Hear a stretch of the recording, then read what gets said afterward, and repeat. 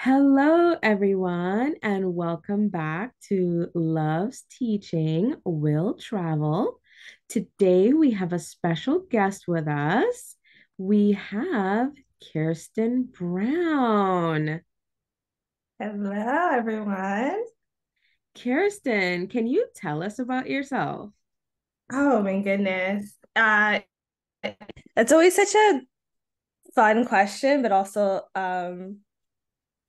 a little bit challenging at times. It's like, how do I describe myself? I like to describe myself as an expansive person, or a multidimensional person. And so what all that means is that I'm just a person that's naturally curious about the world. That's why I started traveling. I love helping people. I love connecting to people. I like telling stories. So I started off as a English teacher, and that's what helped me get abroad. And then after a couple of years, I have switched careers and have become a freelance writer. So I've gotten to experiment, and take different skills and use them and apply them in different areas. But I say this as well as because I feel like who I am is someone that is always looking to evolve and change and grow. Those are some things that are very important to who I am. All right, thank you. Thank you so much for sharing that with us. Now, Kiersten, can you tell me when and why you decided to teach abroad? Yeah. When? So bad with dates. Was it? I think it was 2017. I feel like that's the date that comes to mind. Why? So many reasons. I always wanted to go abroad when I was in college. I traveled a little bit with my family when I was younger, so the travel bug bit me quite young. And then while I was in college, even though I didn't get to go abroad, I had taken trips like to New York and different places in the United States and just in Mexico, just trying to kind of get outside of what I know. And then there comes a point, and I think that probably a lot of people have experienced this, where life is like you have a choice and you can stay on the path that you are, which is the typical path of life. And there's nothing wrong with that, where you kind of like, you graduate from college, you get a job, you stay there for a while, get the promotions, looking to starting a family, et cetera, et cetera. I never felt really connected to that story because it is just one story, it Mhm. is just one option in life. And so after a while, a couple of things kind of happened that kind of was motivated me to like really take those next steps. One, I just remember it was like a July 4th party, I think that I was at. And it was fine. Nothing was wrong. But I just kind of felt like, is this it? Like, Girl.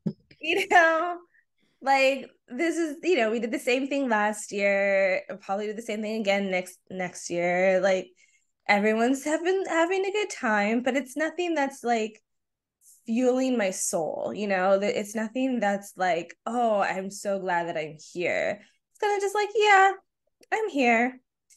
And then so there's kind of that feeling of just like out of placeness, if that's a word. And then I also got let go of my job. These jobs are not loyal, people. At all. I know a lot of people put their identity and their focus around their career and their job, not even really their career, their job. And once that happened, I was like, oh, because that happened like out of the blue. I was not expecting that. I was at my job for 4 years. I was a teacher, as a preschool teacher. I was happy there. People were happy with me. I thought I was doing my job well. I had gotten good feedbacks, good reviews, et cetera, et cetera. And then one day they're just like, we don't have a position for you anymore. And I was like, okay, that's heartbreaking. But what is that saying? Like rejection is just redirection. And that's really and truly what it was. And so I gave myself a year. After that, I was like, okay, if I'm meant to stay here, then I'm going to just do my own thing. I like started doing because I'm an entrepreneur at heart.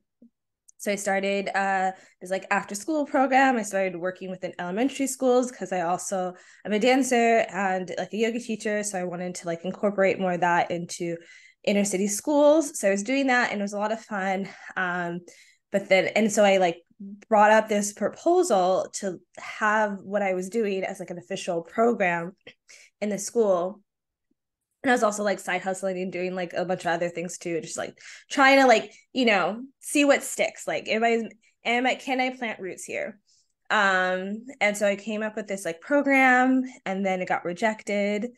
And that was like heartbreaking too, because I was just like, oh my God, like where am I supposed to be? Because after getting fired from my job and then getting rejected from this program, I was just like, so like, where am I supposed to be? Like, what am I supposed to do?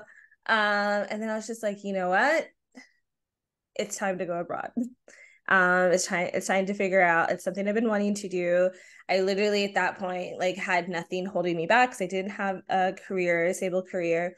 My parents understood. Actually, they didn't really believe me until I bought the plane ticket, but they were fine with it after they came to terms with it. I didn't have any other obligations.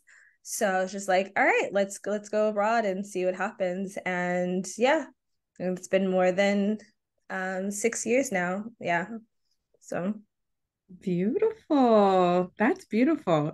And I'm glad that your parents were supportive. I think sometimes people say, I want to go on this quest or I want to do something different. And family members or friends are like, I don't know. So I'm really glad that they were supportive and you were able to take that leap. Um, I I'm thinking back to where you mentioned you wanted to do something that fuel your soul, right? Now, what is it that fuels Kirsten's soul? Like, share that with us, please. that is such a great question. I love that question. Oh my goodness. I think that's a really good question for everybody to ask themselves. What fuels my soul? I think so many things really, but connection. I think having genuine connections to people, and kind of feeling like this person sees me, I see them, and we can get into it. We can have those really thought-provoking, deep heart-to-heart conversations. Like that's something that really fuels me. Um, Learning. I love just learning about different cultures, different people, different ways of life. Learning about, I don't know, farming or how, just random stuff. I love learning and I always am a lifelong learner. um Music and dance, I think, have and continue to fuel my soul, and I think that's a wonderful thing about being abroad, is that I've been able to experience other cultures through music and dance. And that has just been, especially too, and I remember I've had this conversation with another American here in Spain, and we were both dancers, of how you have a perception of one thing, particularly dance in the United States. And obviously, this is just a general statement, and it's not representative of dance culture entirely in the United States. But coming from Los Angeles, when there's the industry, and dance is very much focused on profit and looking a certain way, which is totally fine and great. But when I moved to Panama and now in Spain, and learning these dances that are just more rooted in culture and expression and joy, and having to experience those things, those are the things that really fuel my soul. Getting out of what I know, getting out of my comfort zone, and being able to see another side of me that I didn't know I had, or I knew I had, but it was like dormant for a while, and then being able to wake that part up. Mm-hmm.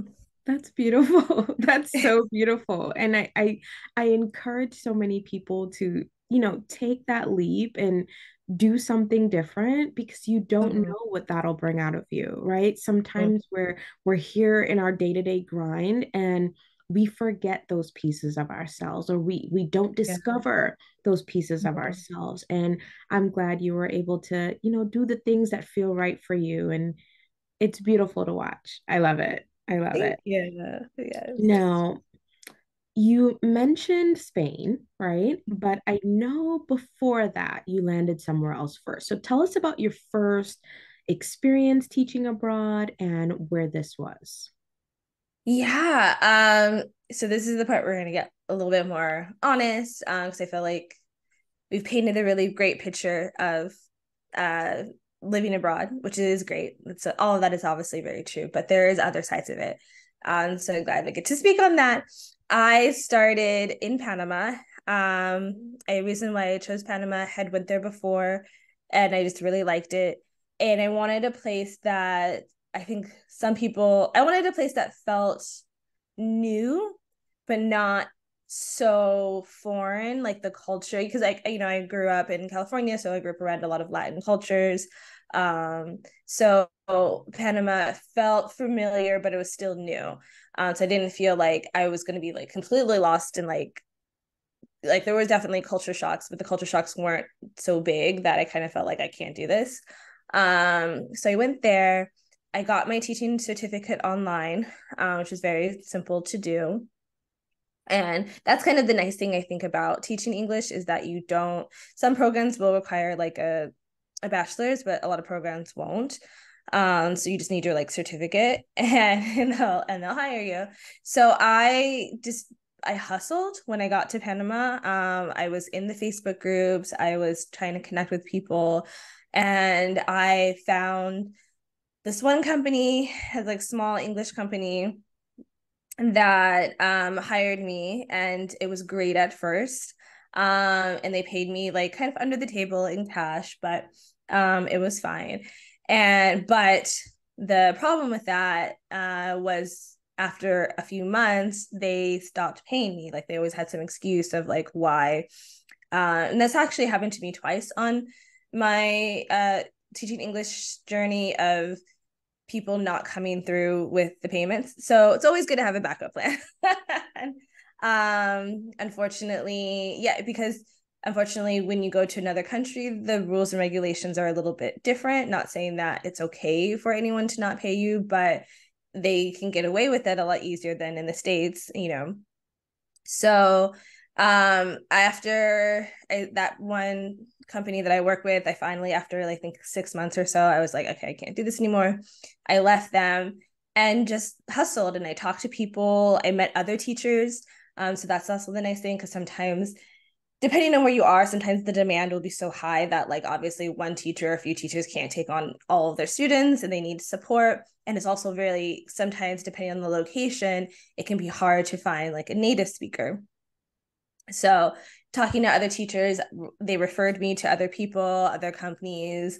And so I did that. I was teaching English in person for like the first year, and then also online as well. So I think it's always good to do both. And then the second year in Panama, I just through connections, through Facebook groups, I got hired to work at a school. It was like a jungle school type of thing. And I say jungle school because it was in a place that was remote.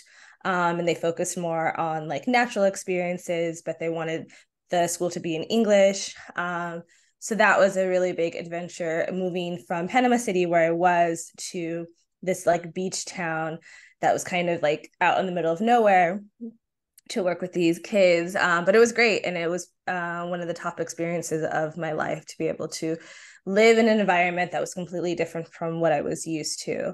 Yeah. And then, yeah, so I did about 2 years in Panama, and then I felt called to go somewhere else. And yeah, Spain it was. in Spain it was. Yeah. Very nice. Very nice. All right. So share with us what you're doing now in Spain. Are you currently teaching? What's the route you took after you left Panama? Yeah. So I just a lot of people ask me like why I left Panama, and there was no really one reason in particular. And there's nothing like about Panama that was just like, okay, I can't do it anymore. I think I was in my 20s or my late 20s, and I was talking about this with a friend last night, of just like, I just had this like fearlessness. And I mean, I still kind of do now, but I just felt when I was like in my early 20s or my late 20s, I was just like, yeah, let's just do it. Let's just go wherever.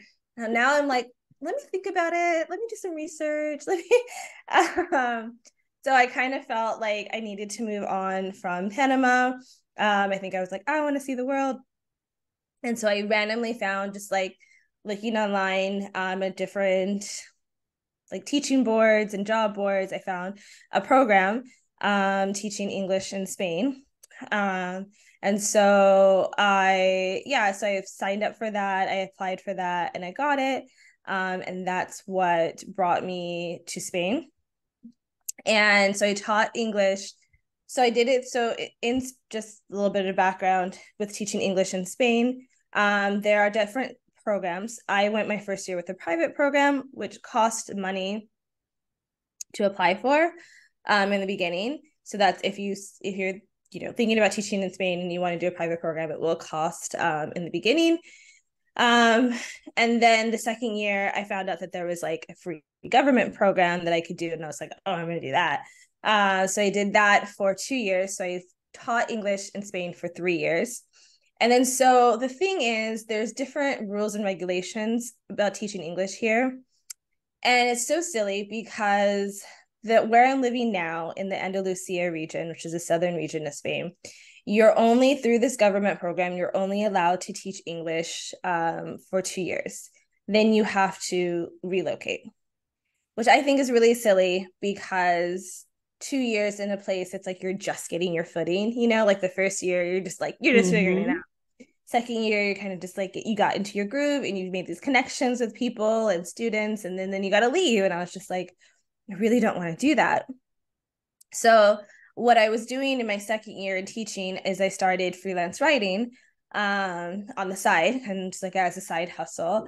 And then I was just like, after the teaching English program ended, I was getting more clients with freelance writing. I was getting steady work, and I was just like, well, why don't I just do this? That way I can stay in Spain. I had to go through a different visa process and apply for a new visa, but it allowed me to stay within the community that I had built, so I didn't have to, because I really just didn't, maybe it's just a symptom of getting older, but I was just like, I really just don't want to like start over again, like I really just want to like kind of plant some roots and get to know people, and and improve on my Spanish, and have these connections and really have these relationships that I started. I wanted them to grow. So I started freelance writing. And so what that looks like, that's a big umbrella term. It can look like a lot of things, but what I do is I write for different publications online.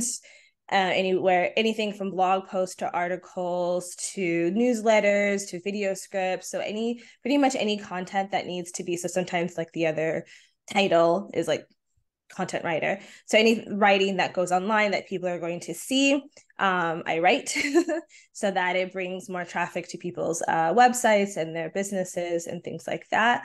I am teaching a little bit still, just because I have some students so that's kind of the nice thing about teaching English, is sometimes you get your students that you feel really connected to, and you really want to continue supporting. So I do still do a couple of like English classes online, or sometimes when work is a little bit, because I freelance, so that means that sometimes there's a lot of work, sometimes there's less work.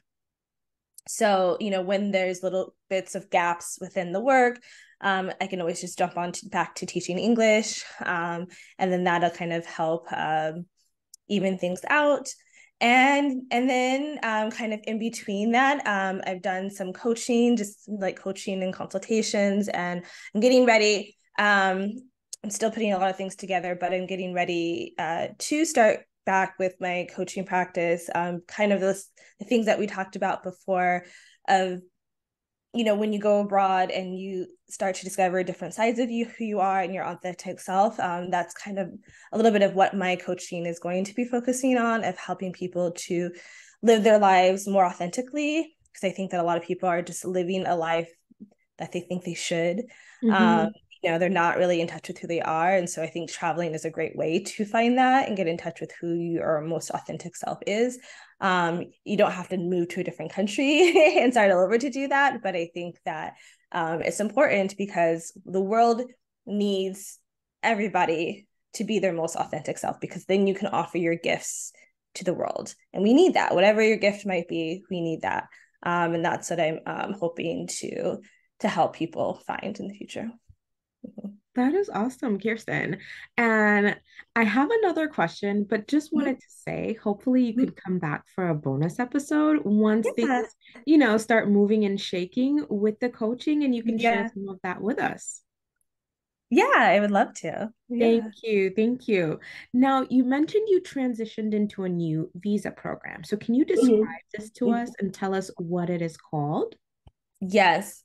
Okay, I will be very blunt in saying that visa programs in Spain are not the easiest. So when I came, I came on a student visa.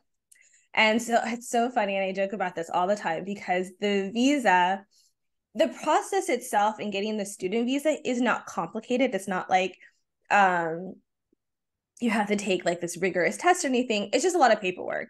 It's just a lot of going back and forth and a lot of waiting. So yeah, so it just takes time.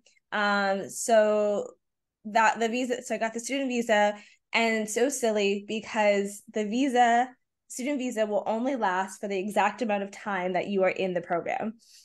Like they don't give you any wiggle room. To me, it makes sense. I'm like, they couldn't just give us like an extra couple of weeks to like get our footing, and like they're like, Seriously. this ends May 31st because your program ends May 31st, and you either got to get out or you're going to be on a tourist visa and stuff like that. So for anyone that like is thinking about Spain and it's on a student visa, there are limited options, but the options are you can extend your student visa for a little bit of time, and that allows you some space to like find work, or find a job. Or you can do what I did and go on to, there's different types of visas that you can apply for. Mine was called Arraigo Social, which pretty just much means that you've been in the country long enough that you've been integrated into the culture, so you're granted visa status or extended residency. So that's for I have that for a year, and then actually have to renew. I have to get ready to renew it soon. By the end of the year, I'll renew it, and that'll give me 4 years here. So it's pretty much my status is autonomo, or like an autonomous person. So pretty much it's like I'm working independently. A lot of the times with this type of visa, I have to, even though I work mainly for US clients, I have to show that I can offer my business to people in Spain. And that's a lot, usually kind of how a lot of visas work, is kind of like if you start your own business, you have to show that you're going to benefit the country that you're in, and not just like, make some money and keep it for yourself. So Right? that was a long process of lots of paperwork, and an interview, and I had to make a business plan. I had to do all these different things. It was a very long, drawn out process, but it allows me to stay. And it allows me to move in and out of the country freely. Now I have Social Security and health insurance. I have private health insurance too, but now I have like public health insurance. So it is, there are benefits to it. A lot of people though, what I do see when they come to Spain, is that they get married. It's not really a marriage, it's called pareja de hechos, but it's like a civil marriage. So a lot of people, majority of people that I know have gotten their visa through that. Do I recommend that? Not really. It is easier though. I understand why people do it, because it's a hell of a lot easier than kind of doing it on your own. But you essentially will have to, because I know that my friend is going through this, you essentially have to stay with that person for like 3 years. And then if you've been married for 3 years, after 3 years, if you want to separate, then you can keep your status. But if you want to separate before those 3 years, from what I understand, that you will lose your status. You lose your residency. So Kiersten's spilling all the tea. yeah, we talked about this. I just want people to know, because I just feel like there's so much that goes unsaid. And I've even seen it like on Instagram, how people like talk about how they like met their partner and now they got their visa, and I was just like, really better like your partner because For and their real. family and everything else. I just want to be realistic because I think that even though you meet someone and that could be an option, and if it works for you and you are committed to that person, go for it. Those are, and then there's other, I mean, I know Spain also opened up the digital nomad visa, which you have to apply, I think, in your own home country, but you also have to have like a minimum income. So that's also another thing to consider when you want to. A lot of visas actually usually have some type of minimum income requirement. So I think that's always really good to consider and making sure that you can meet that. And then there's like the non-lucrative visa, but that one usually requires like, it's like kind of like the retirement visa. So it usually requires like, I'm just saying it for anyone that might have that, anyone that might be like a trust fund baby or has a bunch of investments and a bunch of money. I don't know your story. But essentially, if you have a certain amount of income in the bank, you can apply for like this non-lucrative visa and kind of show that like, hey, yeah, I can live here and sustain myself. So yeah, All right. those are Thank you. Thank you so much. No, like we need this information, and I'm glad that you're giving, the real aspect of it, because I think a lot of people consider doing these things and they have these dreams of grandeur and don't realize the things that really go into this and what they can be risking and what can happen. And the different options that are out there for them. So thank you so much, because we do need to hear the real, right? We yeah. need to hear it. Thank you. Thank you so much, Kiersten. Now, is there a question you wish I did ask you? Oh, I'm just loving this. I guess maybe how I feel in Spain or like my life in Spain. Is it in comparison to my life in the United States? Yeah, because I think that's I've gotten that question a few times just from like other people of like, why and how is it different and why do I like it here better than in the States? Yeah. Okay, Um, well, can you share that with us? Thank you. of course. Um, Yeah, I often say that I really like the pace of life in Spain. And I felt like it was kind of hard at first, in all honesty, because people just enjoy their life a little bit more. They're not completely focused on work. And I come from Los Angeles, which I think, like Los Angeles and New York, like the big major cities, the hustle culture is a real and live and injected in our veins. And, and so coming to a place where when they are off work.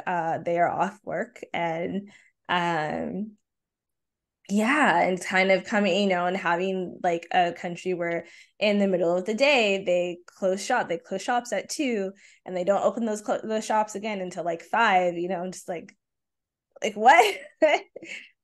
People take siestas in the middle of the day. And I remember one of my first experiences having like lunch with like Spanish friends and just being, this almost like it felt like an event because there was just like different plates, there was entrees, there was just like this whole spread. And it was just so nice like to take time in the middle of the day and just connect and sit and talk and enjoy a meal, which like lunch in the United States, it's like, let me just like eat really fast because I gotta get back to work. And like, dinner is kind of just like whatever you can whip up. And there's just like always this urgency in the United States. And here I just feel more relaxed. I've had a positive interaction with most of the people that I've had here, because obviously I know Spain does have some reputation of racism, and it's still here. And I think unfortunately racism is everywhere. But here it's a little bit more tied to ignorance than hate. I feel like in the United States, racism is very much tied to hate against Black people, unfortunately. And here it's just kind of like sometimes it is hate because there are people that are like that, but sometimes it's more of just like they've just really had very, unless you go to like the major cities like Barcelona or Madrid, there's not a lot of people that have interactions with Black people. So it's just kind of like more of a misunderstanding than it is of like I don't like your people type of thing. Yeah. And I think it's just my way of life. It's like I can go for a hike in the middle of the day, like I routinely every week like take time to like meet someone for coffee and like sit and talk with them and connect with them. There's just different like cultural events, like we're getting ready for our feria, which is like our town fair that'll be happening for like 3 days, and people get all dressed up. And yeah, I just kind of feel like my life has calmed down a lot more.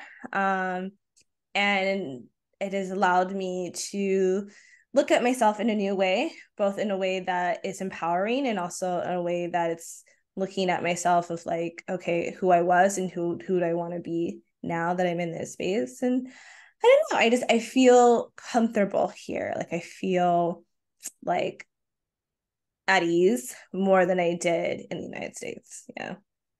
Thank you. Thank you so much for sharing that with us and being honest with how you feel and the differences in your experiences. I think it's important for people to be able to live their authentic selves in the places that feel right for them. And I'm an advocate for this, and this is why I like having people come on and share these experiences, because I think it will motivate and inspire others to do the same.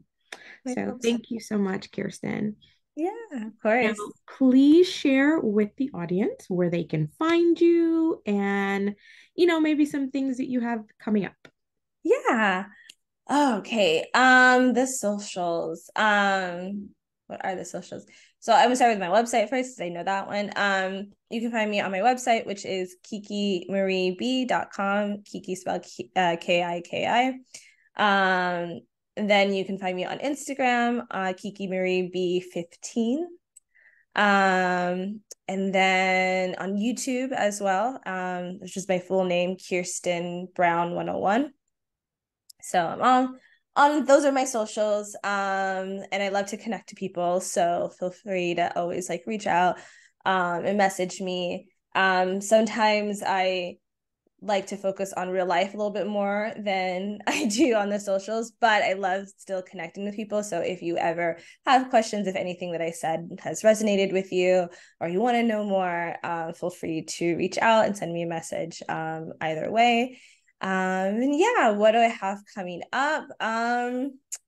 What do I have coming up? I'm just hoping, just doing more writing.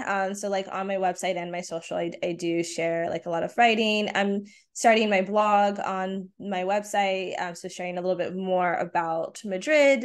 Oh yeah, because I'm focusing on Madrid. That's not where I live, but I've had some experiences in Madrid that I've been wanting to share.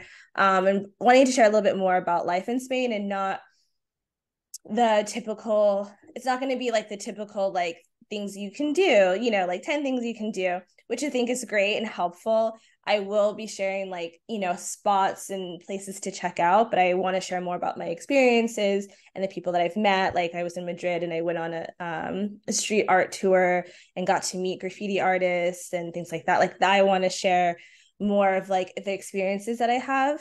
And so that'll be up on my website.